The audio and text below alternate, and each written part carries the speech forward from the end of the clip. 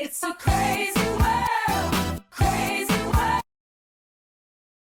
In a moment. But first, let's go to the time machine for just a second, because I like giving credit where credit is due. I know you don't want any extra credit, Megan. But let's go back to January 18th, 2024, and watch this blast from the past.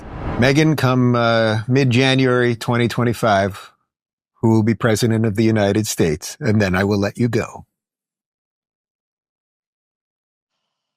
I hate when people ask this because I know, and that's why I'm doing it, because you got me on that other one with the Trump and DeSantis thing, and now we'll just have a clip out there hanging there. I'm gonna have to say Donald Trump. I just think I know we're about to go through a year of criminal trials, and probably convictions, and maybe even the rogue judge who sends him into jail pending appeal. Unlikely, but maybe. Trump grows with every controversy, and I think it will be true this year as well. I've never seen the Republican base so angry about something. Even the ones who don't like him are going to try to send a message that that kind of electioneering that the Dems are doing to him is not okay. And Joe Biden over the next year is likely to have a fall or an impossible to ignore senior moment. And so I'd have to say Trump.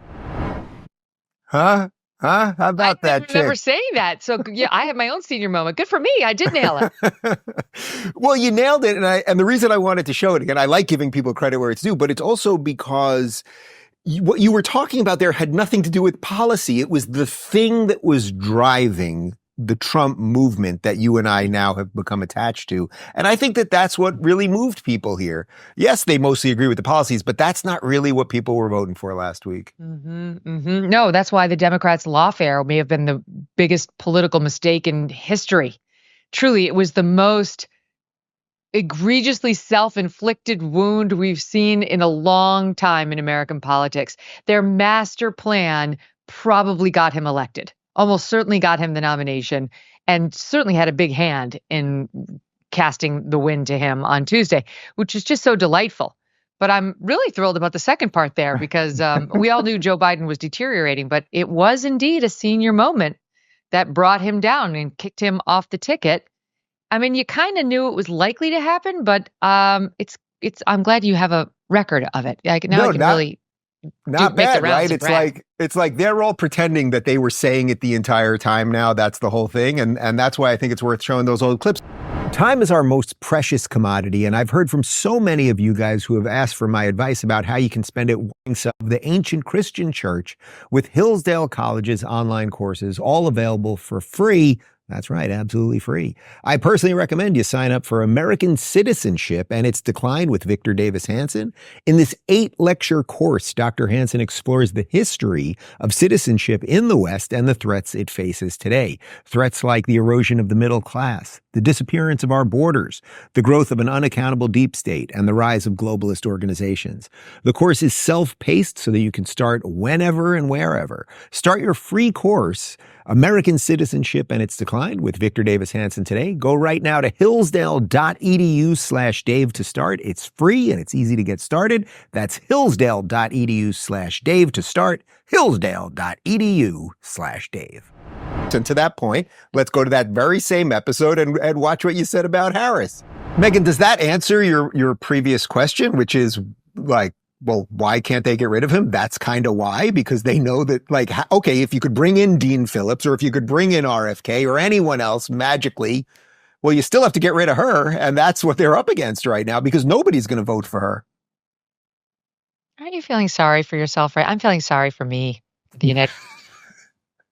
Why am I feeling sorry for Megyn Kelly right now? Get stuck with these two. How did we get stuck? Existentially, yes, I feel bad for all of us. Yeah.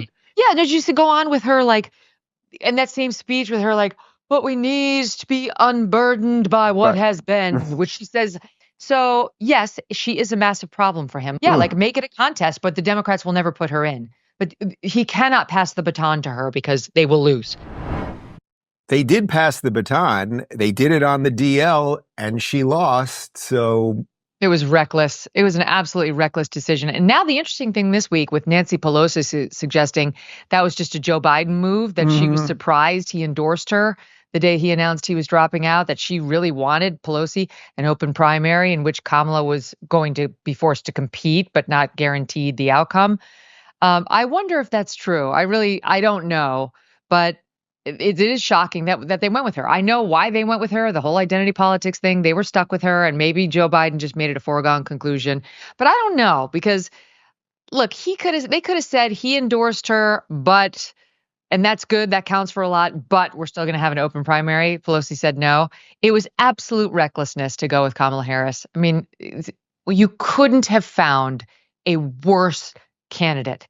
She is dumb, too dumb to be president, too dumb to be vice president, even, I would venture, and just spent the last 100 and X days trying to convince us and remind us of that fact. She was completely, on top of that, inept as a candidate. I mean, you could have dumb, but somewhat street smart, like Right. savvy enough to Right. get through an interview. She had no skills, none whatsoever. I mean, we can all now recite her platitudes, her just empty phrases in our sleep.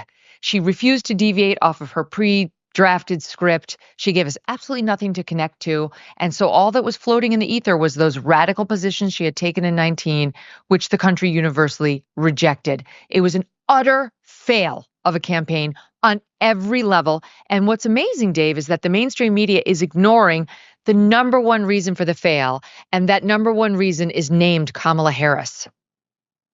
I'm surprised you're not giving her any credit for being from a middle-class family. Maybe you never heard that before, but I thought that was quite impressive, and it almost got the vote for me. And Let's maybe you heard she eats no for breakfast too. Let's talk about the media portion of this, because my position for the last couple months basically was that this was really not an election of Trump versus Kamala. It was really an election on reality and how many people now had woken up to something roughly real that they were getting online versus the endless lies of the mainstream media. It is very obvious that the mainstream media is now even acknowledging. I mean, CNN is now talking about the podcasters and the online streamers and everything else. MSNBC is now for sale via Comcast. CNN, it's now being reported, is about to axe a bunch of their top talent. Is that really the win here? I mean, there's a Trump win and a policy win, of course, and we're seeing some good people coming in. But is the other piece of this that the thing that you left years ago to now start what you're doing, very much like what I'm doing and so many others, that now we have a chance to actually deal with the truth at least? Yeah, I think it's huge. Not only obviously Trump's use of the podcast circuit in driving up his numbers, in particular with men and with young people, because this is where they are. The young people do not watch cable news at all. They're older people, senior citizens watch cable news, and we know Yep. this. Not only in that way, but think about like the presidential debate between first Trump and Biden, but then Trump and Harris, and the vice presidential debate for that matter, and the fact checking that went on X and on podcasts and the digital lane. I mean, it was absolutely stellar. And those very effective little memes of like one, the way that Dana Bash asked JD Vance his first question versus Yep. the way that Dana Bash asked Kamala Harris her first question. Like those were all over the online digital community, and they got played and replayed on shows like yours and mine. The fact checking of the debate was just something I've never seen before, where these mainstream anchors could not get away with the lies they were telling about, let's say, immigration policy in that JD Vance Tim Walz debate. All of it was exploding. The Tim Walz stolen valor stuff that exploded online. We all really had a massive role in shaping the narrative in a way that would have been unthinkable even 4 years ago. And it didn't deafen the mainstream media, but it completely counterbalanced them in a way that just wasn't even possible. It wasn't even possible until recently. It's a totally new game now. So I think I've asked you some version of this probably a couple times over the years, but what do you think? I mean, the hysteria and the lies and the fact that Obama 2 days before the election's doing very fine people again, and that all of some of the people that you just mentioned there from Dana Bash or Jake Tapper, that they just were lying or running cover for all these lies relentlessly. And yet they knew they were being called out about it online. As someone that came from the cable world, like, can you just talk a little bit? Has any of your thoughts on their psychology or what's really going on with these people? Are they being handed a piece of paper, say this, lie about this? Like, what do you think is really going on there?